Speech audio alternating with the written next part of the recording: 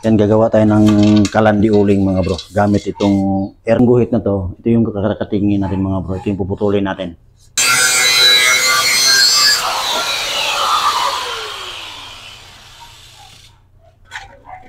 Ayan mga bro, tapos na natin siyang putulin.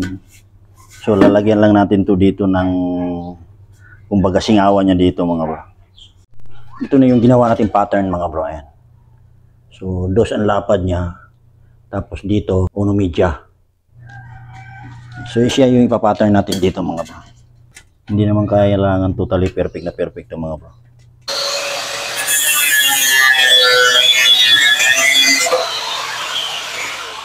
Ayan. Buha. Yan na siya. Ayan mga bro. Lalagyan natin siya ng sing-sing dito.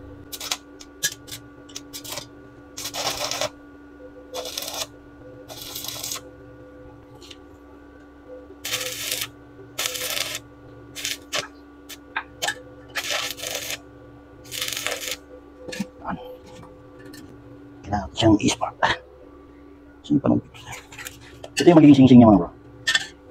Ito yung magiging sing-sing niya mga.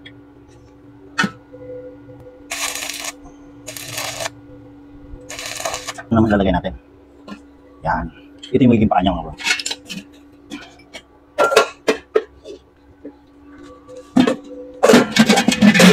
Kailangan natin siya ipalag.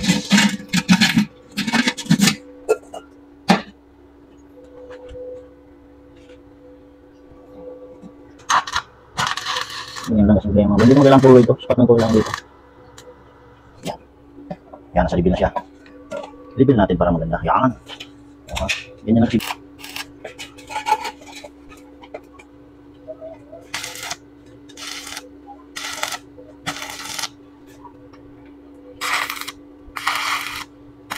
Dito tatanggalin mo. Ito naman yan. Ganyan tsura niyan. Yan o. Ayan na, itong ating kalandi uling mga bro. Ayan. Ayan. Simintuhan na natin yung flooring nito mga bro ng ating kalandi. Hindi tayo makapagsiminto ng siding yan hanggat wala, hindi na simintuhan yung flooring yan mga bro. Yan, bubuhusan ko na itong kalan natin mga bro. Ayan. Ito na yung pinaka-butas niya sa gitna. Malaki-laki yung butas niya mga bro. Nilalagyan ko pati siya ng screen para hindi humiwala yung halo mga bro. Kaya kung nakikita nyo yan, kailangan natin kubiran to para hindi pasukan ng halo.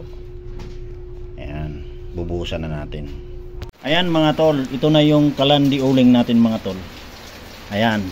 So mahal ang gasol natin ngayon mga tol, kaya kailangan natin gumawa ng ganito para makatipid tayo. Ayan. Ito ditanggal ito. Ayan. Pwede ito sa kahoy, pwede rin sa uling mga tol. Kailangan natin mag-provide ng ganito para makakatipid-tipid man lang tayo pag maglalaga tayo ng mga buto-buto or mga bulalo. Yan.